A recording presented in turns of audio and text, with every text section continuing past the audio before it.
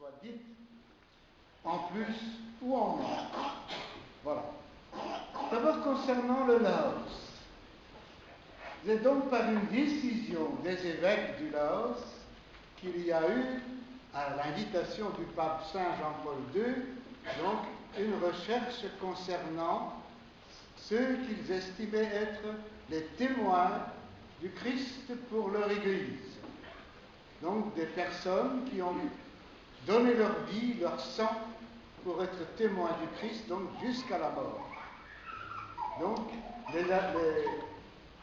cette invitation qui remonte donc à la décision du pape Jean-Paul II, donc d'inviter toutes les églises à garder la mémoire de ceux et celles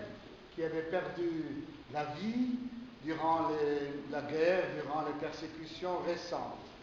Donc les évêques du Laos ont établi une liste de 17 noms. Ils ont retenu 17. Nous les prions, je ne sais pas si vous avez fait attention, il y a eu donc au moment de la prière eucharistique, la mémoire, mais on les a dit dans l'anonymat. Parce que jusqu'ici, il n'y a pas eu de proclamation officielle de la béatification. Voilà, nous sommes sur ce chemin-là. La demande des évêques, donc, pour que soient reconnus par l'Église universelle, donc, les témoins de la foi chez eux.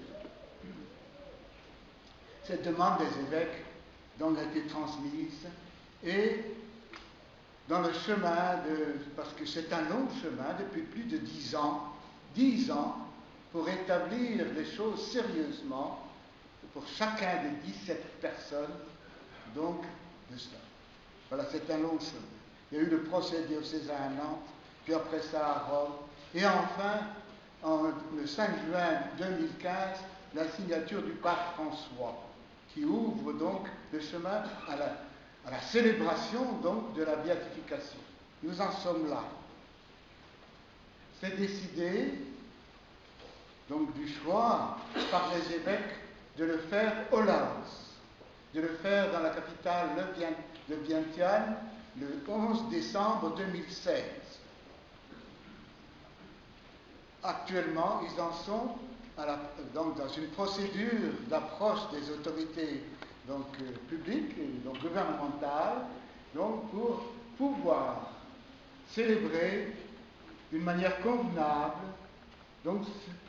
cette fête pour eux. Alors ce sera le titre, donc les catholiques laotiens célèbrent la mémoire donc de leurs ancêtres dans la foi. C'est à cause de la situation politique du pays et la situation très minoritaire des chrétiens, en particulier de l'Église catholique, donc les évêques sont prudents, sont ouverts et dialoguent avec les autorités. Il y a un comité qui a été nommé par les évêques pour traiter de cette question avec les autorités civiles. Donc ils sont en train de convenir de la manière dont cela va se passer. Et ils ont déjà écrit aussi au pape François pour demander que ce soit un cardinal asiatique qui vienne présider cette célébration. Donc ce sera probablement le cardinal Orlando Quevedo, donc, qui est un oblat, donc qui est originaire des Philippines, qui pourra venir, on espère, donc à Vientiane le 11 décembre. Voilà, et nous en France, nous avons aussi quelque chose que nous préparons, mais d'une manière discrète également, parce qu'il faut être discret. Donc, ce qui est convenu, donc c'est l'évêque de Nantes, où s'est passé le procès diocésain, qui est à l'origine de cette idée de pouvoir célébrer ensemble à la basilique cathédrale Notre-Dame de Paris, donc une célébration pour recevoir, donc on appelle ça la réception, donc de la béatification, que nous puissions le célébrer ensemble, et ils ont convenu, donc du 5 février 2017. Bon, on verra ça, donc il y a un comité qui devra être aussi établi parmi nous pour préparer cette fête, et nous pensons aussi, surtout dans le cadre du pèlerinage que nous faisons tous les 3 ans à Lourdes, de pouvoir fêter en grand, alors donc avec les pèlerins de Lourdes, la réception solennelle de nos bienheureux. Vraiment, je dois le faire aussi en langue. Ça va rallonger un peu. พวกพี่น้องที่รักกันผมก็สวยโอกาสนั่นก็ขอประกาศนั่นก็นี่เป็นข่าวดีให้พวกเขาทุกคนว่าอันนั้นการประกาศทางการของบุญเฮซีมรณสกิแห่งเมืองลาวของพวกเขาถึงวันนี้ก็พวกเขาบ่ออกชื่อในวิสาไม่ได้ว่าทั่วไปพวกมรณสกิแต่ทั้งมือด้านหน้าพระเจ้าได้ประกาศอยู่เมืองลาวพวกสังฆราชได้ตกลงว่าสิเฮ็ดอยู่เวียงจันทน์วันที่11เดือน12เดือนที่3และไทยปีนี้หวังว่าสิเฮ็ดได้พวกพี่น้องจะรู้ว่าสภาพการเป็นอย่างไรอยู่เมืองเขาจังซั่นก็พวกเขาก็รอท่าให้ได้เข้าแน่นอนพวกสังฆราชก็ได้ตั้งคณะกรรมการเพื่อให้เจรจากับเจ้าหน้าที่เป็นต้นแนวโฮมแต่ว่าแนวโฮมก็ยังมีกระทรวงต่างประเทศก็มีส่วนนั้นยังเพราะว่ามันมีในพวก17องค์นั้นมีคนฝรั่งนี่แล้วก็มีทูตฝรั่งแต่จังก็ทูตฝรั่งนั้นจะมี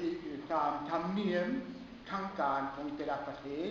เวลามีตั้งบุญรัสซีหรือนักบุญก็ทูตของประเทศนั้นก็มีสิทธิ์ให้ไปร่วมนั่งแต่สั้นกันนี้บางทีสิสวยนั่นพระคริสตจักรที่เมืองลาวให้ได้ทุนในการเจรจาเข้าใจไหมคำว่ามันบ่แจ้งก็พวกเขาโอเคบอกจะซ้ำจะพวกเขาก็รอดหาให้ได้ข่าวจากเมืองลาวนั่นพ่อแก้วเป็นสิมาฮอนนั่นเมืองฝรั่งนี่ทายเดือนนี้บางทีเป็นสิได้ข่าวก็ยังได้ก็พวกเขารู้ว่าสภาพการเป็นอย่างไรพวกเขาจำเป็นต้องรอหาจนพอบางทีก็15 มื้อก่อนก็สิจะหาอยู่แต่ว่าบ่เป็นหยังข้อภาวนาเป็นหยังข้อภาวนาเพื่อให้พิธีตั้งบุญรัสซีของพวกเขาอันนั้นนะให้มันนำความหวังนำกำลังใจให้สัตบุรุษคริสเตียนพี่น้องของเขาอยู่เมืองลาวก่อนอื่นให้มันนำแสงสว่างนำกำลังใจให้เขาเพราะว่าพวกเขารู้ว่าสภาพการมันบ่นำความสะดวกให้ชีวิตประจำวันเป็นต้นในทางเรือก็จะขาดพระสงฆ์ตั้งแต่40-50 ปีแล้วก็พวกเขาควรเป็นห่วงนำเขาสวดภาวนาสู้ช่วยเขาเพื่อให้เขาตั้งมั่นในความเชื่อและบัดนี้ก็กันว่าเขาเห็นว่าพระคริสตจักรสากลมันก็สนใจนำเขาและก็รับรู้ว่าผู้ใดเสียชีวิตเสียเลือดในเรื่องราวอุทิศให้พระเยซูคริสต์เจ้าให้ความเชื่อของเขาขอให้พระเจ้าโปรดให้ข้าพเจ้าได้เอ็นดูกรุณาพวกเขาโดยให้คุณพ่อเจียนดังนั้นสิออกสื่อของบุญรัสซีเมืองลาวในไทยปีนี้ก็สิออกสื่อได้บุญรัสซีพอเทียนเลมูคู่ของเธอแต่ว่าสิออกสื่อของคุณพ่อเทียนก่อนมันเป็นผู้นำในหมวด17 คนขอให้พระเจ้าอันนี้นะตั้งแต่สมเด็จพระบาทฟรานซิสโกได้เซ็นแล้วเดือน6แล้วพวกเขามีสิทธิ์ภาวนาขอพระเจ้าสอนทางการยังบ่ออกสื่อเลย